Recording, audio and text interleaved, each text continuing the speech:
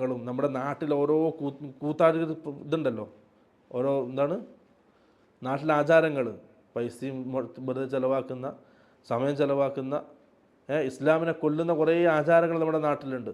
അത് ഭർത്താവ് എന്നൊക്കെ മാറി നിൽക്കും. പക്ഷെ ആരാ നിർബന്ധിക്കുക?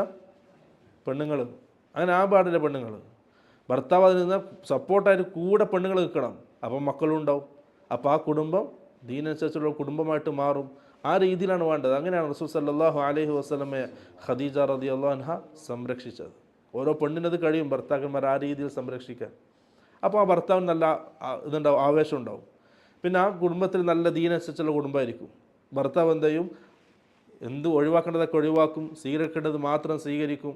അപ്പോൾ സന്തോഷത്തിലും ദീനനുസരിച്ചും ആ കുടുംബം മുന്നോട്ട് പോകും. അപ്പോൾ പെണ്ണുങ്ങളുടെ കയ്യിലാണ് എന്ത് ചെയ്യുക?